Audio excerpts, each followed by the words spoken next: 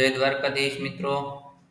હવે આજે આપણે વાત કરવાના છીએ કે મંગળવારના દિવસે એટલે કે આવતીકાલે માર્કેટની અંદર કઈ સાઈડ આપણે એન્ટ્રી અને એક્ઝિટ પ્લાન કરી શકીએ છીએ અથવા તો કઈ સાઈડથી આપણી એન્ટ્રી સારી એવી બની શકે છે. બરાબર, આવતીકાલે છે સેન્સેક્સની એક્સપાયરી. એટલે સેન્સેક્સની એક્સપાયરી ફરીને શુક્રવારથી મંગળવારની થઈ ગઈ છે. જે કોઈ પણ મિત્રોને ખબર ન હોય તો પોઝિશન હોલ્ડ કરવાનું વિચારતા હોય તો જરાક સાવચેતી રાખવી આવતીકાલે. સૌથી પહેલા વાત કરી લઈએ આપણે નિફ્ટીની અંદર આજના દિવસે થયું શું. બરાબર, માર્કેટની અંદર માર્કેટ સૌથી પહેલા તો ગેપ અપ ઓપન થયું. ઓપન થયા પછી એવું લાગતું હતું કે આજના દિવસે માર્કેટની અંદર અપસાઇડની સ્ટ્રોંગ મુવમેન્ટ જોવા મળશે. એનું કારણ હતું કે ટ્રમ્પ સાહેબ આજના દિવસે અમેરિકાના રાષ્ટ્રપતિની શપથ લેવાના હતા. બરાબર, અને છે હજી શપથ લેવાની બાકી છે, પણ એના જાણજો કે અત્યારે માર્કેટની અંદર એવું લાગતું હતું કે અપસાઇડની મુવમેન્ટ જોવા મળશે, પણ માર્કેટે એક સરસ સિનારીઓ ગોઠવ્યો હતો. અપસાઇડ ખોલીને પછી ડાઉન સાઇડની આવડી મોટી એક સ્ટ્રોંગ કેન્ડલ બનાવી. બરાબર, પછી ત્યાંથી ડાઉન સાઇડની મુવમેન્ટ સ્ટાર્ટ થઈ. એટલે આ કિસ્સામાં બન્યું એવું કે ઓપ્શનની અંદર મુવમેન્ટ પુટની અંદર સારી એવી હતી, પણ ઘસાતા ઓપ્શન ચાલતો હતો. હવે એ કિસ્સામાં અમારી સાથે શું થયું જો હું તમને આ ટ્રેડની અંદર બતાવું. આ છે 23,200 નો પુટ. બરાબર, 160 આજુબાજુની અમારી એન્ટ્રી હતી અને અમારો ટાર્ગેટ હતો 190 નો. પણ આ ટ્રેડની અંદર બન્યું એવું કે 187 થી ટ્રેડ થઈ ગયો રિટર્ન અને અમારે લેવો પડ્યો સ્ટોપ લોસ. બરાબર, એટલે સ્ટોપ લોસમાં અમને 2487 રૂપિયાનું નુકસાન થયું બે લોટથી. અને ત્યાર પછી જ્યારે અમે અપસાઇડની એન્ટ્રી પ્લાન કરી, આ જગ્યા ઉપર અમારો જો આ 187 નો હાઈ લગાવ્યો છે આ કેન્ડલની અંદર. અહીંયા તમે જોજો, અહીંયા જે હાઈ બતાવે અહીંયા 187 નો હાઈ. અમને એમ હતું કે અહીંયા 190 સુધી તો ટાર્ગેટ આપણને જોવા મળશે. જ્યાં આ સ્વિંગ હાઈ છે ત્યાં સુધીનો ટાર્ગેટ અમને 100% લાગતો હતો. ત્યાર પછી અમને 141 આજુબાજુ એસએલ જોવા મળ્યો હતો ને એન્ટ્રી આપણે લીધી હતી આ સ્વિંગના બ્રેકઆઉટ પછી 158 આજુબાજુથી. એટલે આ એક ટ્રેડની અંદર બે લોટમાં 2400 રૂપિયા સમથિંગનું નુકસાન થયું હતું. ત્યાર પછી એક સેન્સેક્સની અંદર એન્ટ્રી બની હતી આ ટ્રેડમાં. સેન્સેક્સમાં મેં એન્ટ્રી બનાવી હતી આ ટ્રેડની અંદર 373 આજુબાજુથી. બરાબર, એટલે આ સ્વિંગનું જ્યારે બ્રેકઆઉટ આવવાનું હતું તેને એ પહેલા મેં આ કેન્ડલની અંદર એન્ટ્રી લીધી હતી. આ જ કેન્ડલની અંદર 10 થી 11 સેકન્ડની અંદર 350 રૂપિયાનું પ્રોફિટ બુકિંગ કરી સ્કેલ્પિંગ કરીને માર્કેટની અંદરથી અમે એક્ઝિટ થઈ ગયા હતા 467 આજુબાજુ. ત્યાર પછી તો એને હાઈ લગાવ્યો તો 600 સુધીનો અને આમાં જ આપણે આ ટ્રેડ આપ્યો તો ટેલિગ્રામની અંદર. આ મોમેન્ટ જ્યારે મિસ થઈ ગઈ ને ત્યાર પછી અમે થોડીક વાર રોકાઈને અને 450 ના લેવલથી એન્ટ્રી પ્લાન કરાવી હતી.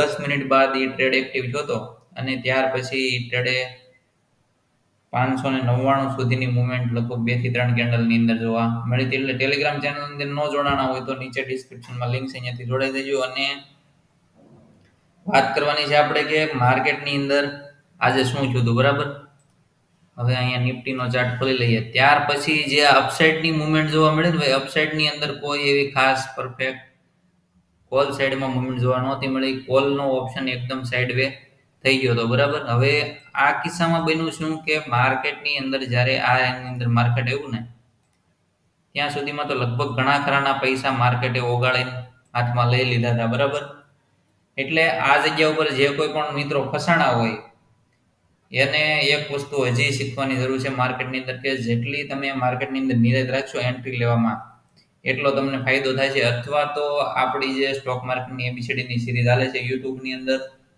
એમાં કેન્ડલ સ્ટિક પેટર્નનું નોલેજ આપણે હાલમાં આપી રહ્યા છીએ. એટલે ભરપૂર નોલેજ એની અંદરથી તમને મળવાનું છે. હવે એના થકી જે પાર્ટ 2 ની અંદર જે આપણે કેન્ડલ સમજાવી છે ઈ માયલી એક કેન્ડલ આ જગ્યા ઉપર બની છે. બરાબર, હેમર કેન્ડલ કયા એરિયા ઉપર બની છે? પ્રીવિયસ જે રેઝિસ્ટન્સ એરિયો હતો એ અત્યારે શેનું કામ કરે? સપોર્ટનું કામ કરે. બરાબર, એટલે એ એરિયા ઉપર હેમર કેન્ડલ જોવા મળી. ત્યાર પછી આપણે સેન્સેક્સના ઓપ્શનની અંદર એન્ટ્રી લીધી હતી. નિફ્ટીની અંદર સેમ ટુ સેમ ઓપ્શન તમે જોવો ને તો લગભગ 50 થી 60 પોઈન્ટની મુવમેન્ટ નિફ્ટીના ઓપ્શનની અંદર જોવા મળી હતી. એટલે જો તમે માર્કેટની અંદર વેઇટિંગ કરી શકતા હોય ને તો જ માર્કેટની સામે તમારે બેહવું. ત્યાર પછી હું આ એક મુવમેન્ટ જોવા મળી, પછી આ જે ડાઉન સાઈડની મુવમેન્ટ જોવા મળી, એમાં કોઈ એવી ખાસ કેન્ડલ જે આપણા કામની હોય એ બનતી નહોતી. અને માર્કેટ માત્ર ને માત્ર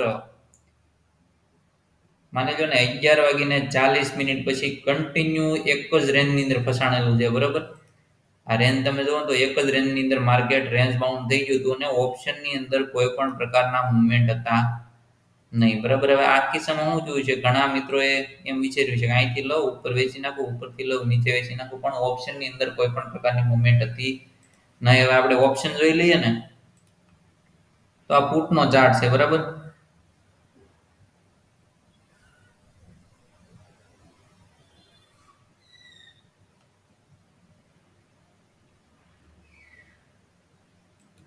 નિફ્ટીનો પુટનો ચાર્ટ તમે જોશો ને તો પુટનો ચાર્ટ પણ શું છે ઘસાઈ ગયો છે. બરાબર. એક જ રેન્જની અંદર એની જેમ સેમ ટુ સેમ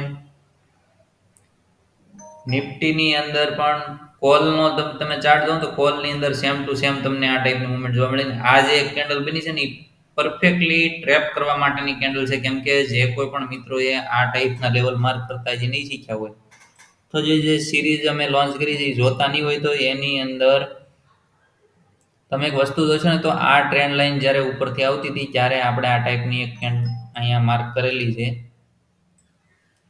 આ ટ્રેન્ડ લાઈન અમે માર્ક કરીને આ રીતે રાખી હતી કે ભાઈ આની જ્યારે બ્રેકઆઉટ આવે આ ટ્રેન્ડ લાઈનનું ત્યારે આપણે અહીંયાથી અપસાઇડ માટે એન્ટ્રી લઈશું. આના ઉપર કોઈ 3 મિનિટની કેન્ડલ ક્લોઝ થાય તો. બરાબર. હવે થયું છે શું આ કિસ્સામાં કેન્ડલ 3 મિનિટની ક્લોઝ તો થઈ પણ એની બાજુની કેન્ડલ એની ઉપર ગઈ જ નથી. એટલે આપણે એ કેન્ડલના ટોપ ઉપરથી 185 થી એન્ટ્રી લેવાની હતી. ત્યાં સુધી આપણે કોઈ એન્ટ્રી બનાવવા નથી. પણ માર્કેટની અંદર શું થયું કે એક જ રેન્જની અંદર માર્કેટ ઘસાઈ ગયું એટલે અહીંયાથી માર્કેટ ઉપરની સાઈડ એન્ટ્રી થઈ નથી. એટલે માત્ર આજના દિવસે બે ટ્રેડ લાઈન આપણે ક્લોઝિંગ કરી નાખ્યું હતું. અથવા તે હું માર્કેટની અંદર વધારે ટ્રેડ લેતો નથી એટલે ટ્રેડની લિમિટ ફિક્સ રાખવી. શરૂઆતમાં જ્યારે અમે માર્કેટની અંદર ચડ્યા આજથી 3 થી 4 વર્ષ પહેલા ત્યારે અમારે પણ ઓવર ટ્રેડિંગ થતું. એટલે ઓવર ટ્રેડિંગને તમારે કંટ્રોલ કરવું પડશે, સાયકોલોજીને ડેવલપ કરવી પડે. તો એના રિલેટેડ પણ આપણે વિડીયો બનાવવાના છે થોડોક ટાઈમની અંદર કે ભાઈ સાયકોલોજીને કઈ રીતે ડેવલપ કરવી. હવે વાત કરીએ આપણે બેંક નિફ્ટીની. બરાબર. બેંક નિફ્ટીની અંદર આજે એવું બન્યું છે કે બેંક નિફ્ટીની અંદર એક જોરદાર મોમેન્ટમ જોવા મળી હતી. એનું કારણ હતું કે કોટક મહિન્દ્રા બેંકનું રિઝલ્ટ પોઝિટિવ જોવા મળ્યું હતું. એટલે સવારમાં એક ઝોન માર્ક કરેલો હતો અમારો પોતાનો. ત્યાંથી જ માર્કેટે આ જગ્યા ઉપર શૂટિંગ સ્ટાર કેન્ડલ બનાવી ત્યાંથી ડાઉન સાઈડની મુવમેન્ટ સ્ટાર્ટ કરી. બરાબર. હવે માર્કેટ અહીંયા શું થયું બેંક નિફ્ટી ગેપ અપ ખુલી. સવારમાં બન્યું તેવું નિફ્ટી અને બેંક નિફ્ટી બે અલગ અલગ દિશામાં હાલતા હતા. એટલે એવા કિસ્સામાં માર્કેટની અંદર તમારે શાંતિ રાખવી ખૂબ જરૂરી છે. કેમ કે નિફ્ટીએ ગેપ અપ ઓપન થઈને પછી ડાઉન સાઈડની એક સ્ટ્રોંગ મુવમેન્ટ આવી જ્યારે બેંક નિફ્ટી ઉપરની સાઈડ મુવમેન્ટ કરતી હતી. બરાબર. એટલે અમારો જે સ્ટોપ લોસ છે અમે એ વિચારીને હાલતા હતા કે માર્કેટમાં બેંક નિફ્ટી ઉપરની સાઈડ જાય છે પણ જો બેંક નિફ્ટી ડાઉન સાઈડની મુવમેન્ટ આપે તો નિફ્ટીની અંદર આપણો જે ટાર્ગેટ છે બાકી એ ટાર્ગેટ આપણને મળી જાય. પણ બેનું એવું કે બેંક નિફ્ટી ઉપરની સાઈડ હતી એટલે નિફ્ટી એની હારે ઉપર જવાની શરૂઆત કરી એટલે આપણે સ્ટોપ લોસ આપવો પડ્યો હતો. પણ નિફ્ટીએ ગઈકાલનો જે હાઈ હતો એને બ્રેક કર્યા પછી એક સ્ટ્રોંગ બુલિશ કેન્ડલ જ્યારે જોવા મળી ત્યારે અહીંયાથી એક અપસાઇડની મુવમેન્ટ શરૂ થઈ હતી. એટલે બેંક નિફ્ટીની અંદર સરસ એવી મુવમેન્ટમ જોવા મળી હતી. પણ આવતીકાલે માર્કેટની અંદર શું થઈ શકે એના ઉપર આપણે બે ઇન્ડેક્સની અંદર ચર્ચા કરવાની છે. એટલે અહીંયા હવે આપણે મોટી ટાઈમ ફ્રેમની અંદર જઈશું. માર્કેટની અંદર મોટી ટાઈમ ફ્રેમમાં તમે જોશો ને તો 1 કલાકની ટાઈમ ફ્રેમમાં આ જે એરિયો અત્યારે તમે જોવો છો ને એ એરિયો છે ટ્રેન્ડ ચેન્જિંગ એરિયો. એટલે એ જગ્યા ઉપરથી માર્કેટની અંદર ટ્રેન્ડ ચેન્જ થઈ ગયો છે. આ કેન્ડલની અંદર તમે જોશો ને તો માર્કેટ એક ફેક બ્રેકઆઉટ આપી આ જગ્યા ઉપર પછી ત્યાંથી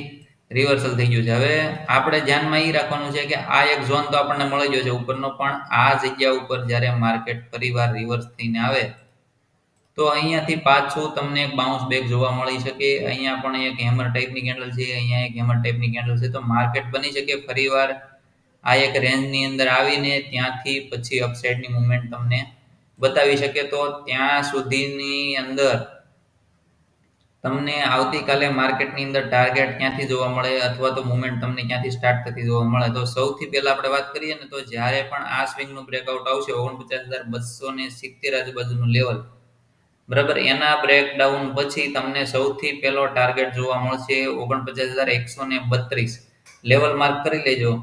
ત્યાર પછી તમને જોવા મળશે આજનો જે બાઇંગ ઝોન છે 49,060 નો. બરાબર. એટલે ફરી એકવાર એવું બની શકે કે અહીંયાથી માર્કેટ આવીને પાછું અપસાઇડ માટે જઈ શકે. કેમ કે આનો જે 50% એરિયો છે ને આ જગ્યા ઉપર છે. બરાબર.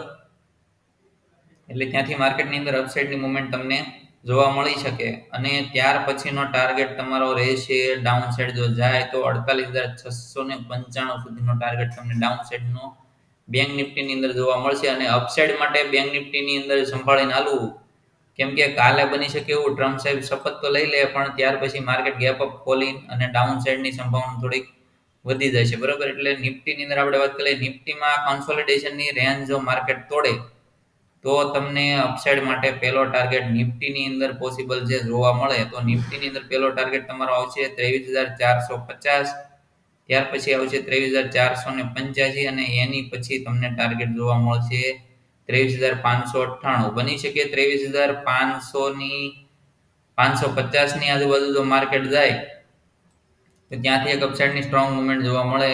અધરવાઇઝ 23,350 ની નીચે જો માર્કેટ રહેશે અને આ જે કોન્સોલિડેશન રેન્જ છે 23,320 ની આજુબાજુની, એને જો બ્રેક કરી નાખે તો તમને સૌથી પહેલો ટાર્ગેટ જોવા મળશે 23,282, બરોબર. ત્યાર પછી જોવા મળશે 23,246 અને ત્યાર પછીનો જે આજનો આ લો છે 23,170 આજુબાજુનો તમને ટાર્ગેટ જોવા મળશે ડાઉન સાઈડનો. એટલે માર્કેટે અહીંયાથી એક રિવર્સલ અપટ્રેન્ડ સ્ટાર્ટ કર્યો છે. એટલે બની શકે એવું કે માર્કેટ થોડીક એવી અપસાઇડની મુવમેન્ટ અહીંથી બતાવી શકે રિટેલરને ટ્રેપ કરવા માટે. બાકી ઓલ ઓવર માર્કેટનો મેજર ટ્રેન્ડ છે ને એ ડાઉન ટ્રેન્ડ છે. એટલે માર્કેટની અંદર અપસાઇડ એન્ટ્રી લેતા પહેલા 1000 વખત વિચાર કરવો. જો તમે લોંગની એન્ટ્રી લેતા હોય એટલે કે તમે એવું વિચારતા હોય કે ભાઈ 10 રૂપિયા વાળો ઓપ્શન લઈ લો ને આવતા અઠવાડિયે વેચી નાખું, તો એવું વિચારીને હાલવા વાળા વ્યક્તિઓ ખાસ ધ્યાન રાખે કે અપસાઇડ માટે તમારે એન્ટ્રી લેવી તો હજી હાલની તારીખે માર્કેટની અંદર ખાસ વિચારીને હાલવું, કેમ કે માર્કેટ 23,047 ના લેવલને જ્યાં સુધી રિસ્પેક્ટ કરે છે ત્યાં સુધી વાંધો નથી. બાકી ડેઈલી ટાઈમ ફ્રેમની અંદર તમે જોશો એટલે માર્કેટની અંદર તમને ઓટોમેટિક અંદાજ આવી જાય કે માર્કેટની પરિસ્થિતિ કઈ ટાઈપની.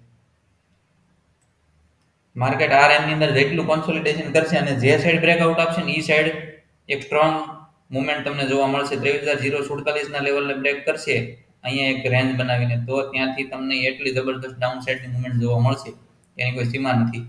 અને જો આ રેન્જને બ્રેક કરે 23,409 ના લેવલને તો તમને એક સ્ટ્રોંગ અપસાઇડની મુવમેન્ટ અહીંયાથી જોવા મળે છે. એટલે ખાસ કરીને ધ્યાન રાખીને હાલવું મિત્રો, બરાબર. અને ત્યાં સુધી અમારા વિડીયોને જોતા રહો. ચેનલ ઉપર નવા હોય તો ચેનલને સબસ્ક્રાઇબ કરવાનું ભૂલતા નહીં, વિડીયોને તમારા મિત્રો સાથે શેર કરવાનું ભૂલતા નહીં, વિડીયોને લાઇક કરવાનું તો ચોક્કસ ભૂલતા નહીં. વિડીયો ગમે તો લાઇક તો ચોક્કસ કરજો અને તમારી કોમેન્ટ આવકારીએ છે. તમને જે વસ્તુનું નોલેજ જોતું હોય એનું અમને કોમેન્ટ સેક્શનમાં જણાવો, એના ઉપર આપણે વિડીયો ટૂંક સમયની અંદર લાવશું.